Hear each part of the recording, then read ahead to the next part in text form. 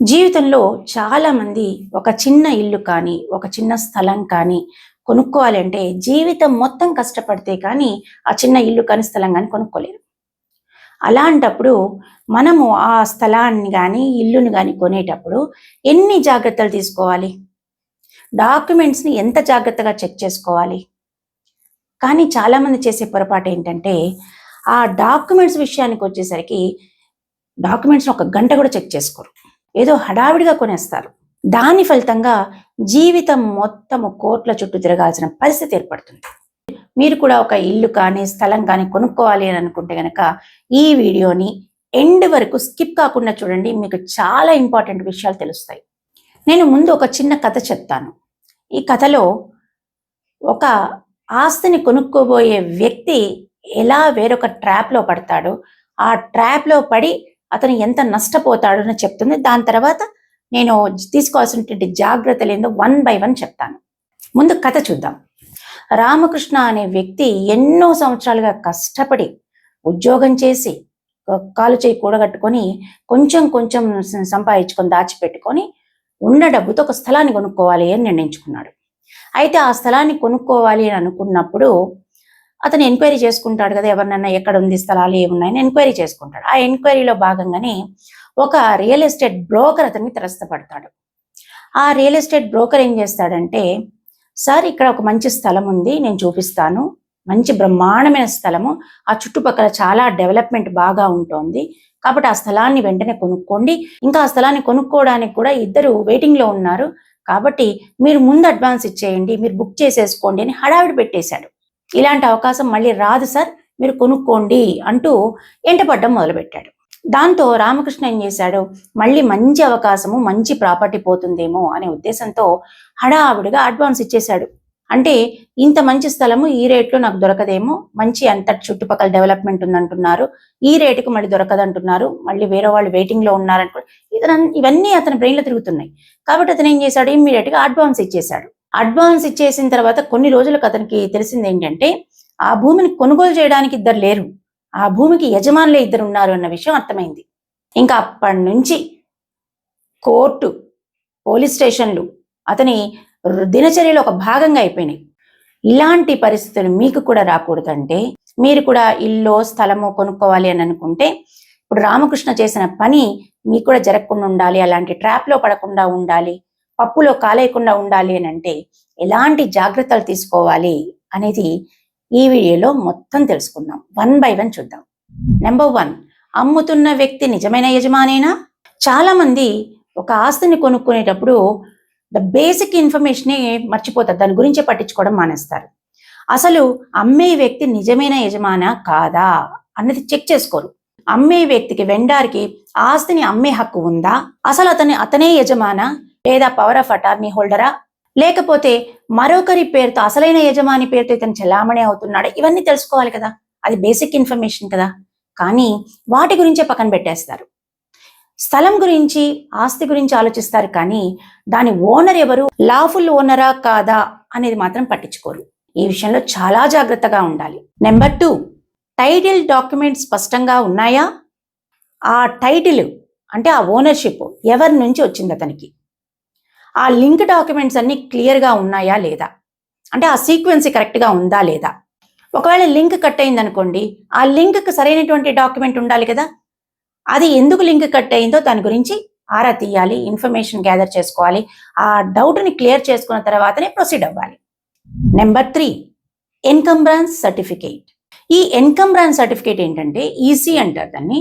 దీనివల్ల ఉపయోగం ఏంటంటే, ఆ ఆస్తి ఏదైనా లోన్లో ఉందా, లేదా ఏదైనా మార్టిగేజ్కి పెట్టున్నారా, కోర్టు వివాదంలో ఉందా, లేదా ఆ ప్రాపర్టీ ప్రొహిబిటెడ్ ప్రాపర్టీనా, అంటే లిటిగేషన్లో ఉందా అనేవి ఇవన్నీ మనకి ఈ ఈసీ వల్ల తెలుస్తాయి. కాబట్టి ఒక ప్రాపర్టీ కొనుక్కునేటప్పుడు ముందు మనం ఈసీ తీసుకోవాలా, దానిలోని ఈ డీటెయిల్స్ అన్ని మనకు తెలుస్తాయి. నెంబర్ 4, కోర్టు వివాదాలు ఏమైనా ఉన్నాయా? ఇది చాలా మంది అబ్జర్వ్ చేసుకోరు. అది కోర్టు వివాదంలో ఉందా లేదా ఎవరికి తెలియదు. అంటే మనకి రిజిస్టర్ ఆఫీస్లో అది ఏమైనా ప్రొహిబిటెడ్ ల్యాండ్గా, ప్రొహిబిటెడ్ ప్రాపర్టీగా ఉంటే అది లిటిగేషన్లో ఉంది. అది ఎప్పుడు ఉంటుంది, కోర్టు ఆర్డర్ ఏదన్నా ఉంది అంటే మాత్రమే అక్కడ మనకి రికార్డెడ్గా కనపడుతుంది ఆన్లైన్లో. కానీ అది లేకుండా కూడా లిటిగేషన్లో కోర్టు కేసుల్లో నానుతూ ఉండే ప్రాపర్టీస్ కూడా ఉంటాయి. అవి మనకి ఏంటంటే ఆ ఆస్తి కొనుక్కున్న తర్వాత, లేదా మనం అడ్వాన్స్ ఇచ్చిన తర్వాత, లేదా సేల్ డీడ్ కూడా రిజిస్ట్రేషన్ అయిపోయిన తర్వాత అప్పుడు బయటకు వస్తాయి. కాబట్టి అవి కూడా చెక్ చేసుకోవాలి. Number 5, revenue records. Revenue records అనేవి ఖచ్చితంగా చెక్ చేసుకోవాలి. ముఖ్యంగా ఈ వ్యవసాయ భూములు అనుకోండి, దానికి పట్టాదారు ఎవరు, మ్యూటేషన్ జరిగిందా లేదా, ప్రభుత్వ రికార్డులో ఎవరి పేరుతో ఉంది అనేది మనం క్లియర్గా చెక్ చేసుకోవాలి. కాబట్టి పట్టాదారు పాస్బుక్స్ని, పహానీస్ని ఇవన్నీ కూడా చెక్ చేసుకున్న తర్వాతనే ఆ భూమిని కొనుక్కోవాలి. Number 6, layout approval. ఇప్పుడైతే భూముల్ని రెసిడెన్షియల్ ప్లాట్స్గా డివైడ్ చేసేసి అమ్మేయడం జరుగుతుంది. కాబట్టి ఆ ప్లాట్లుగా డివైడ్ చేస్తే ప్లాట్ ఉంది కదా అని చెప్పి పలానా సర్వే నెంబర్లో పలానా ప్లాట్ ఉంది కదా తీసేసుకోవడం, అంటే డైరెక్ట్గా దాని గురించి ఎంక్వైరీ చేసుకోకుండా తీసేసుకుంటుంటారు. కానీ ఆ లేఅవుట్ అప్రూవల్ ఉందా లేదా అనేది ముందు చూసుకోవాలి. Number 7, site visit. చాలామంది ఒక ఆస్తి తీసుకునేటప్పుడు అక్కడ సైట్కి వెళ్ళి చూడరు, డైరెక్ట్గా గూగుల్ మ్యాప్స్లో చూసుకుంటారు. ఆ గూగుల్లో వచ్చేటువంటి ఫోటోలను పెట్టేసి చూసేసుకొని ఓకే ఇది ఫైన్, ఇది బాగుంది అని అనుకుంటారు, అడ్వాన్స్ ఇచ్చేస్తారు, లేదా రిజిస్ట్రేషన్ చేసేసుకుంటారు, అయిపోతుంది. కానీ అప్పుడే చాలా జాగ్రత్తగా ఉండాలి. ఎప్పుడు గూగుల్ ఫోటోల్లో చూసేసుకొని సైలెంట్గా ప్రాపర్టీని కొనుక్కోవడానికి ప్రొసీడ్ అయిపోకూడదు. డైరెక్ట్గా ప్రత్యక్షంగా మనము సైట్కి వెళ్ళి చూడాలి. ప్రత్యక్షంగా ఆ స్థలానికి వెళ్ళండి. ఆ గ్రామంలో మీరు ఏదైనా భూమి తీసుకుంటుంటే ఆ గ్రామానికి వెళ్ళండి. ఆ చుట్టుపక్కల వాళ్ళని ఎంక్వైరీ చేయండి. అది మీరు ఏ స్థలం తీసుకుంటే గ్రామం వాళ్ళందరూ కూడా దారేసుకుంటారు. దాన్ని మొన్న ఈజ్మెంట్ రైట్స్ అని చెప్పి మనం ఒక వీడియో తీసాం. దానికి సంబంధించిన డిస్క్రిప్షన్ కింద లింక్ లో ఇస్తాను, అది కూడా మీరు చూడొచ్చు. కాబట్టి మన గ్రామంలో మన భూమిలో ఆ దారేమన్నా పోతోందా అనే విషయం చూసుకోవాలి. ఆ స్థలంలో ఏదైనా ఆక్రమణలు ఉన్నాయా, అంటే ఎంక్రోచ్మెంట్స్ ఏమైనా ఉన్నాయా చూడాలి. ఇవన్నీ ఎప్పుడు తెలుస్తాయి? మనము ఆ సైట్కి వెళ్ళి చూసుకున్నప్పుడు. దాన్ని మా బౌండరీస్ క్లియర్గా అక్కడ పోయినప్పుడే తెలుస్తుంది. కానీ మనం గూగుల్ ఫోటోలు చూసి దాన్ని డిసైడ్ చేసుకోకూడదు, ఎందుకంటే అనవసరంగా వివాదాల్లో పడతాం.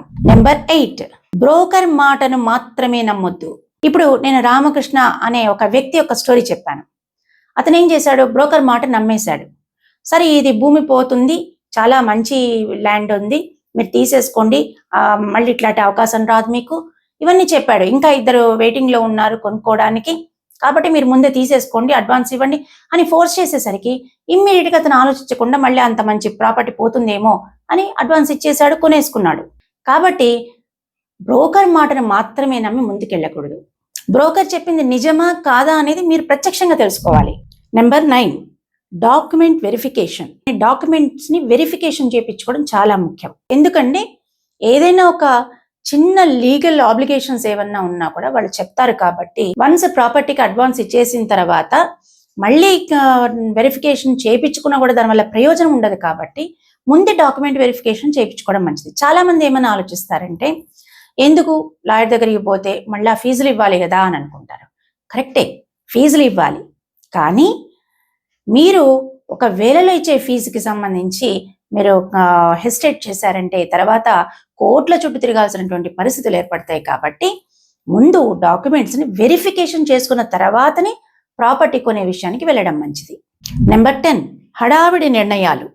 ఈ రోజే కొనేయాలి ఆ ప్రాపర్టీ, ఎందుకంటే చాలా మంది వెయిట్ చేస్తున్నారు ఆ ప్రాపర్టీ కోసం, లేదా రేట్లు పెరిగిపోతాయి, ఇప్పుడు ఆఫర్ ఏదో ఉంది. సో ఇలాంటివన్నీ నమ్మకూడదు. మనకి నిజంగా ఆ ప్రాపర్టీ మనదైనప్పుడు ఖచ్చితంగా అది ఎట్టి పరిస్థితుల్లో కూడా మనమే తీసుకుంటాం. ఇలాంటి ఒత్తిళ్ళు వచ్చినప్పుడు ఇంకా జాగ్రత్తగా ఉండాలి. ఎవరైనా తీసుకోండి హడావిడి పెట్టేశారు అంటే మీరు దాని గురించి ఇంకొక 10% ఎక్స్ట్రా ఆలోచించాలి. అంటే ఏదో ఒక దానిలో హడావిడి పెడుతున్నారు అంటే మనకు ఒక ఇండికేషన్, దీనిలో ఏదో ప్రాబ్లం ఉంది కాబట్టి మనం జాగ్రత్తగా ఉండాలి అని ఇంకా జాగ్రత్తగా ఉండాలి. ఇక్కడ మనకి భగవద్గీత చెప్పేది కూడా గుర్తొస్తుంది. ఆ ప్రాపర్టీ మీకోసం అని రాసి పెట్టుంటే ఖచ్చితంగా మీకు వస్తుంది కదా, అది మీది కాకపోతే ఎంత ప్రయత్నించినా కూడా మీకు దక్కదు. కాబట్టి ఎప్పుడైనా మోసం చేసే వ్యక్తి తొందరే పెడతాడు. అలాంటి పరిస్థితుల్లో మనం చాలా జాగ్రత్తగా ఉండాలి. సో ఇల్లు కానీ ఏదైనా స్థలం కానీ ఇవన్నీ మనము ఏంటంటే పెద్ద ఆస్తులు జీవితంలో ఒక్కసారి కొనుక్కుంటాం. ఆ టైంలో మనం ఏదైనా తప్పుడు నిర్ణయాలు తీసుకుంటే జీవితాంతం ఆస్తి కొన్నామన్న సంతోషాన్ని పక్కన పెట్టేసి కోట్ల చుట్టూ తిరగాల్సిన పరిస్థితి ఏర్పడుతుంది. కాబట్టి ఒక గంట కాదు, ఒక రోజు కాదు, ఒక నెల కాదు, ఎన్ని రోజులైనా సరే ఆ డాక్యుమెంట్స్ విషయంలో సాటిస్ఫాక్షన్ అయిన తర్వాతనే, మనకి క్లియర్ అయిన తర్వాతనే, మన డౌట్స్ ఏవి లేవు అనుకున్న తర్వాతనే ప్రొసీడ్ అవ్వడం మంచిది. ఒక ఆస్తి కొనుక్కోవాలంటే డబ్బు ఉంటే సరిపోదు, పేషెన్స్ ఉండాలి, సరైన జాగ్రత్తలు కూడా తీసుకోవాలి. అలా ఉంటేనే మీరు ఈ కోర్టులు, కేసులు, పోలీసులు అనే సమస్యల నుంచి తప్పించుకుంటారు. ఇదండి వీడియో. ఈ వీడియో పైన మీ అభిప్రాయాన్ని కింద కమెంట్ రూపంలో చెప్పండి. వీడియో కనుక ఇన్ఫర్మేటివ్గా అనిపిస్తే తప్పకుండా లైక్ చేయండి, షేర్ చేయండి. మా ఛానల్ని ఫస్ట్ టైం చూస్తున్నట్లయితే సబ్స్క్రైబ్ చేసుకోవడం మాత్రం మర్చిపోవద్దు. ఛానల్లో వచ్చేటువంటి ప్రతి వీడియో మీ దాకా రీచ్ అవ్వాలంటే పక్కనున్న బెల్ ఐకాన్ని ప్రెస్ చేయండి. ఛానల్లో వచ్చేటువంటి ప్రతి వీడియో మీరు ఈజీగా చూడగలుగుతారు.